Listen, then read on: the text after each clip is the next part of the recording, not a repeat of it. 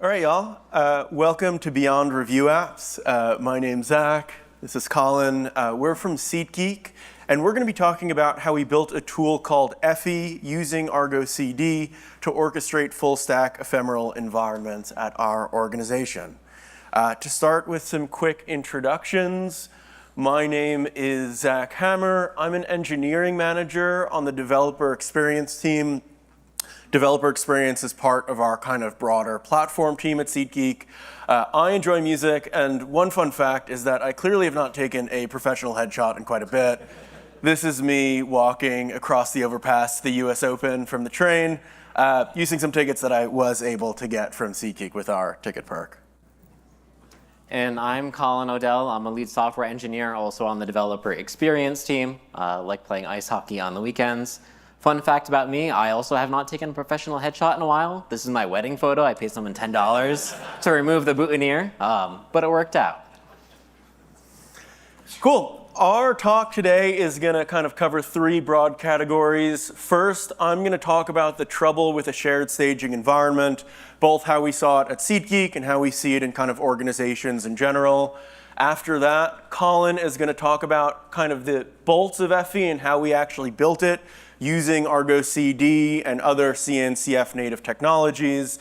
And then I'm going to close it off by just kind of walking through what it looks like for an engineer or really anybody in our R&D department to use Ephie and deploy ephemeral environments. Before we get started, Ephie is not yet open source, although it is something we've been kind of interested in. So if there is desire from folks here to have a similar tool, please do talk to us about it. Either that's by us open sourcing it or even just kind of chatting through a little bit more of the details of how we built it. And the other notice is that we do use a lot of examples from how we deploy environments within SeatGeek.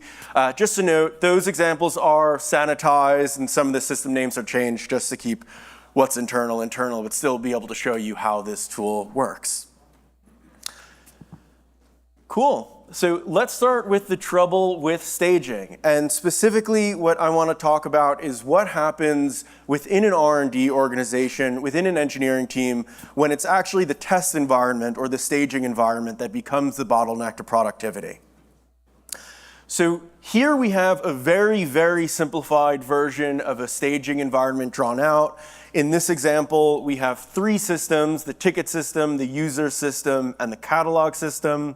Let's say each of these is owned by different teams. So I want to use the staging environment to test my team's ticket system.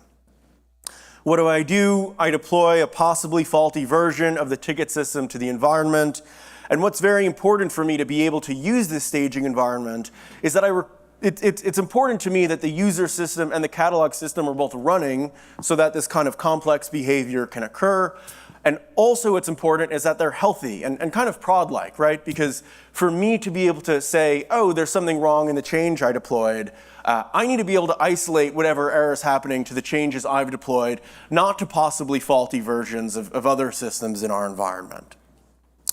Insofar as this is the case, I'm happy. I'm getting what I want for my staging environment. I can use it to test. So while Zach is busy testing out the ticket system, I need to deploy a change to a different system that my team maintains, the user system. I also want to use the shared staging environment. I want to ship a change off to the user system. But what if Zach's change was faulty and my application relies on his? Now my application is experiencing errors. Or maybe the opposite problem is happening. Maybe I'm shipping a faulty version to staging. His app is now crashing because of that. What are we going to do? How are we going to resolve this conflict? So there are different ways we might resolve the conflict. I will say we on the DevX team are a remote-first team, so we do a lot of gaming days to both bond and also maybe take some things out on the Marvel vs. Capcom floor. But of course, not every team, not every group's going to get to resolve things in such a healthy way. And no matter what, this is contention that is getting in the way of both of our kind of abilities to work. So what we really see and what we saw at SeatGeek over time is that as an organization scales, so will contention on a shared staging environment. This is going to come from a few sources. The first thing is that teams grow. That's going to be, either you have more teams at the org or you have more people on teams who are shipping more code. Developer cycles outside of testing hopefully are going to be accelerating as people become more proficient, more and more tools are being used. We see this, of course, a lot now with agentic tools, where folks are shipping out more code than really before, and we really want to be able to demo and test those changes in complex environments. And also, as the test environment exists, there's going to be new use cases that teams find for it. First, we just saw in a case with me and Colin, there's going to be manual application testing. There might be platform teams that want to say, send out a new version of the service mesh or of Cilium and see if some set of systems still behave correctly or follow the new behavior. Teams might use the staging environment for stakeholder demos or product reviews where they really need it to be healthy and functioning as part of their team processes. Teams might invoke it for automated end-to-end testing. You have a CI pipeline that runs against your environment, and you make sure that everything's good to go before you ship something out.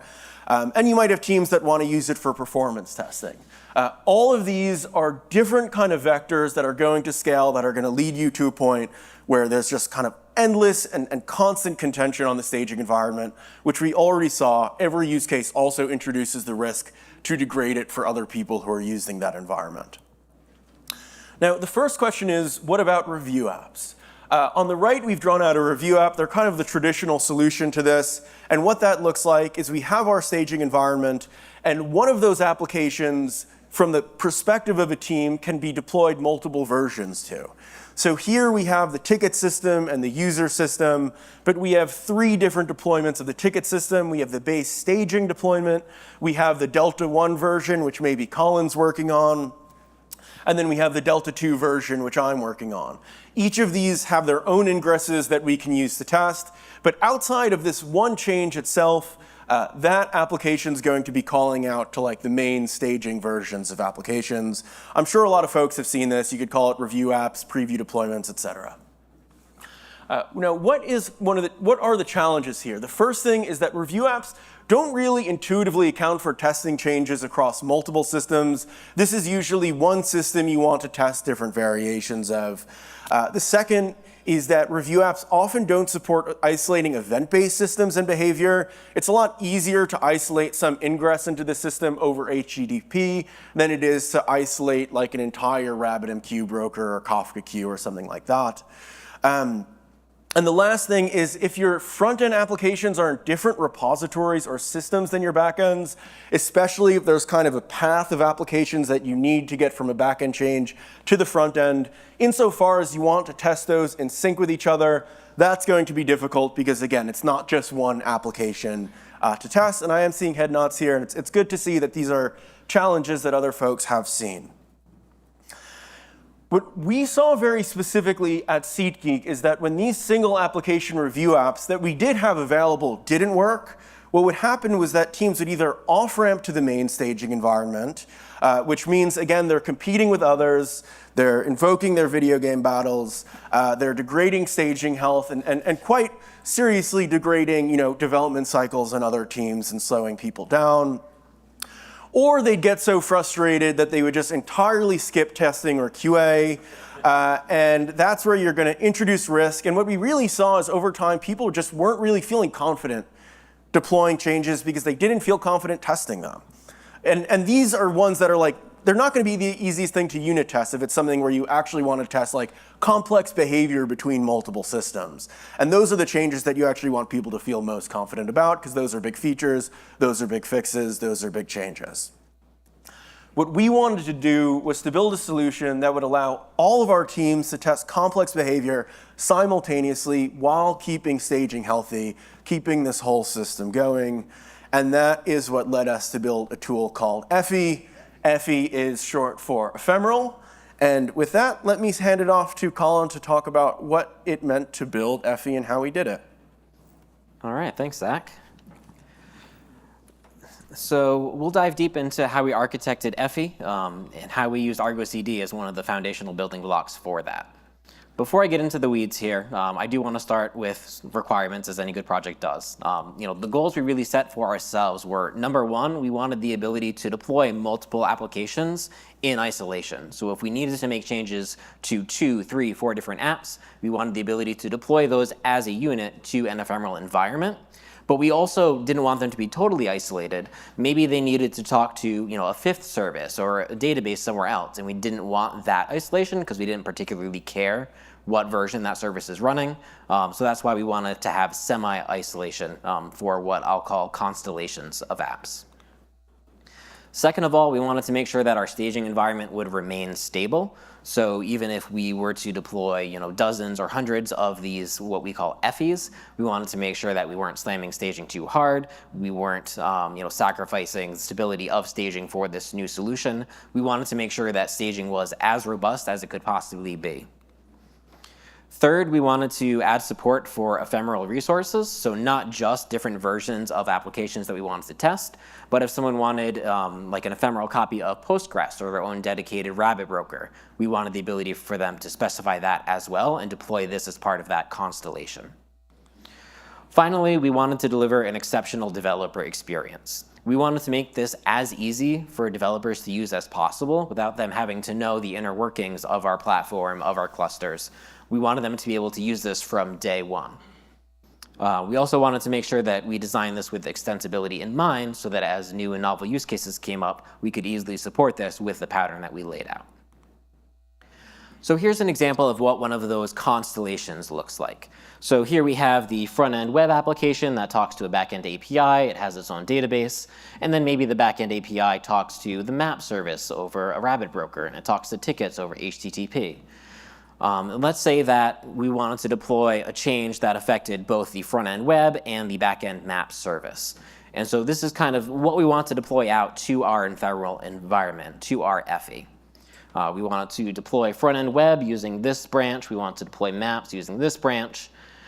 Now the eagle-eyed among you might notice that this particular approach isn't going to work because how is traffic going to get between front-end web and maps if we're only using a single shared staging API instance? So we also need the ability to notice that and spin up that API instance as well. Even though it's using the main branch, we don't particularly care about it. We just want to make sure that all of these things are deployed together in the same environment. They can talk to each other, route messages through each other. But then for the tickets app, we don't particularly care what version that's running. We're okay just talking to the main staging instance. We don't need to waste resources spinning up our own copy of that or anything else. And so this is kind of what we want our solution to be able to deliver for us. In terms of actually implementing this with Argo CD, there are a few things we'll need to deploy these, to isolate them. The first one is a customized overlay. We use customize quite heavily. We have overlays for staging and production and all the different environments. So we also added another one for Ephie. It's called Ephie. It looks just like staging. It just has a few more tweaks specific to when this app is deployed within the Ephie environments. We deploy all of these applications within the same namespace. So if you have 4 different apps, they're all going to go into one ephemeral namespace that's isolated just for that particular user. By deploying them to the same namespace, that takes care of service resolution. The way we have our DNS set up in our clusters is if you request a certain service, it'll look for it in the local namespace first. If it doesn't find it there, it'll fall back to the Cilium service mesh. And so by deploying 3 or 4 apps in the same namespace, it guarantees that we can route to them immediately. They're all right there. And if a user needs to fall back to an external service somewhere else in staging, it just works out of the box. Lastly, we also needed the ability to inject dynamic environment variables at deployment time. You can imagine if we were to deploy an isolated Rabbit broker or an isolated Postgres instance, we need to update that constellation with that knowledge. So they're not reaching out to the main staging database. We need the ability to patch in a secret for that isolated instance. So this is what our first attempt looked like. We first started by using the Argo app of apps pattern, which I'm sure some of you here are familiar with or have tried. If you haven't, basically the way it works is you deploy a parent Argo application, but instead of having like deployments and cron jobs and services, you actually have it deploy other applications within it. So we had a parent Helm chart that listed out, hey, here are the 3 different Argo apps we need to deploy as part of that Ephie. and it would deploy all of those out. And it technically worked. It allowed us to prove out our concepts. It allowed us to see that DNS resolution was working and we could isolate things. But it did come with a few challenges. One of the early challenges we had was the difficulty in developing and testing that Helm chart. At the end of the day, it's just templated YAML. There's only so much you can do with it. Does get a little bit fragile even with tests. So it wasn't the best experience for developing this. Using app of apps was also a little bit confusing to users, our end users, other engineers at SeatGeek who weren't familiar with that pattern. They're used to seeing just one parent app per application, and so needing to go find the parent Ephie app and then look in there didn't really make a lot of sense to them.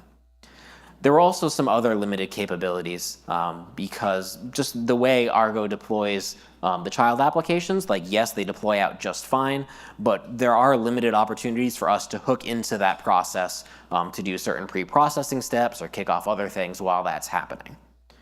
And so we took our learnings from this first approach and we refactored this into using a custom operator. I'll fast forward here briefly. We basically created an operator where you can define your environment as this YAML file. I'll come back to this in a moment.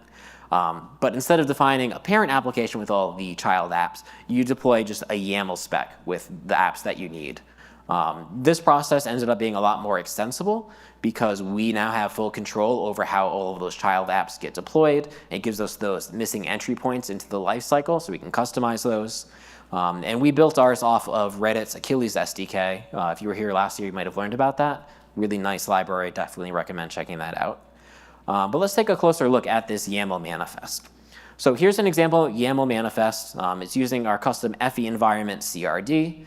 It has typical API version kind, it has a name. And then here we list out all of the different applications that we want to deploy as part of that Ephie environment. For each application, we list what app is it, what branch do we want to deploy from, is there an associated merge request with that. We also record the name of the user so that we know who deployed this out, what team is it for. That lets us do things like send notifications. If they leave this running too long, we can say hey, this has been running for 2 days. Do you still need it? Do you want to shut it down? We can also allocate costs accordingly. And then lastly, we also have an area to specify additional resources that we want isolated, like a RabbitMQ broker or a Postgres database. Zach will go a little bit more into the user experience in a moment, but the overall flow of how this actually works in practice is the user will submit an Ephie via our interface. They'll select what they want. That'll deploy out that manifest. Our operator will see that manifest. It'll create all of the 3 child apps or whatever you need, and then it'll constantly track the status of that, aggregating that and reporting that back up to the end user. In addition to those 3 child apps, Ephie will also deploy out a special app that contains all of the other isolated resources. So if you did need an isolated rabbit queue, we do have a special CRD for that, where you say, I need a rabbit queue and I need these definitions from this instance in AWS. And an additional operator in Ephie will get that. It'll grab the definitions and it'll create the open source RabbitMQ cluster resource that an open source operator will spin up for us. Lastly, Ephie, once these are deployed out, it'll monitor their health. It'll aggregate the health together, just like a parent application would do. We provide links to where you can get to the Argo CD dashboard, the Datadog dashboard, ingress URLs for all the applications that you deployed. And by collecting all of the status information into one resource, we're able to expose this out via different user interfaces, which Zach will touch on here. Which one's the laser pointer? It's the green one. Cool. We have 5 minutes. Colin didn't tell me, I didn't know there would be a laser pointer, so I am going to try this out. And it is green, which I remember from a kid means it's the coolest one. I've read, maybe blue is coolest, but okay. So this is the Ephie experience, and I just want to walk through very quickly how developers provision environments at SeatGeek today. So the first thing somebody will do is go into their developer workstation and write let's go Ephie manage. I'm going to try to be more frugal with this than maybe I want to be. Let's Go is our one-stop shop CLI. At 5:15 p.m. in the Thomas Murphy Ballroom, Colin's going to be giving another talk, a lightning talk on Let's Go. But for the meantime, let's talk about what happens when we run this command. I run the command, Ephie's load, and I immediately see all of the Ephies that are going on at SeatGeek. You can see that some of them have names like this, Applications API MR 1520, some number. That's going to be something created right from CI, an automated Ephie that's been provisioned using the command line, but not this interactive experience. And then we have all these other Ephies with names created by users. For each Ephie, we have the user name, we have its health, healthy, progressing, degraded. That all comes from the general Argo CD health statuses. We see when it was created and we see when it is ready for deletion. We also have a bunch of commands that people can run. Now let's say that I hit N to create a new Ephie. I see all of the systems that I can include in my Ephie. I might kind of scroll around and say, the first app I want to add is API. I'll hit enter. Once I'm in API, I can either use an existing merge request, create a new merge request, in which case Ephie will just spin up a merge request where I can just start developing, or as Colin showed before, I might run from the default branch. If I hit enter to use the existing MR, I get to see all of the merge requests that are here. We use GitLab, by the way, so it's MR, which means pull request PR. This is a bunch of different merge requests. Mine are going to come to the top because most of the time that's what I'm looking to test. But I can also, if I'm a front-end developer on a team and I have a back-end developer and we're testing a change together, I can create an environment with both of our changes at once and start playing around or demoing that. I'm going to hit enter and add this merge request. And then I'm put to the screen where I can add more. I can make a name. I can enable different integrations. Let's say I spent some time filling out my requirements. I am now in a good place to hit submit. I'm going to hit enter. And right when I hit enter, I get pulled to this screen that shows me all of the systems in my application, all of these useful links that Colin was talking about to access the applications immediately, the health of each. I can see when it expires. Again, I get all the links that we've created on our back end, giving people a really easy way to check in. The average deploy time is about 3 minutes, but I don't have to wait for that whole time. I'm going to get this notification right on Slack showing me all the same information. This is powered by our SeatGeek mailroom framework. Check that out on GitHub. And from here, let's just see what happens if I click on that Datadog dashboard. This is a Datadog dashboard with all of our helpful information you might want to see. We have traces flowing through our system, logs. If you scroll down, you'll see things on Rabbit. And when it is ready to be cleaned up, I'm going to get this notification saying my application's ready to be cleaned up. At some point, it will automatically get cleaned up. I can extend the lifetime, retire it. And just as a note, it will also automatically get cleaned up once all the merge requests are closed. That's just a case where somebody's not using it anymore and we want to clear up resources. We also have this nifty view on our mobile app, which again we use from that enriched CRD, which means that people can do a full stack testing experience. I'm testing a change on my mobile app, but I can pick any of these environments that exist and have the mobile app point to those endpoints. In terms of adoption, over 90% of our engineers are monthly active Ephie users. We have 200 Ephies created per week. And I will just say people are really, really excited about it, especially having struggled for different moments to see those kind of challenges with staging. To have an experience that's so tailored to what they need makes it really simple, really extensible, easy to add new features as teams request them. We've just gotten a ton of really, really great feedback, and we've been super excited with the product. And yeah, that's really it. Thank you so much. Slides from this talk are available here. And our developer blog is available right here. And we do have a post that goes into some of this. And please do check it out and ask us any questions you would like. Thank you so much.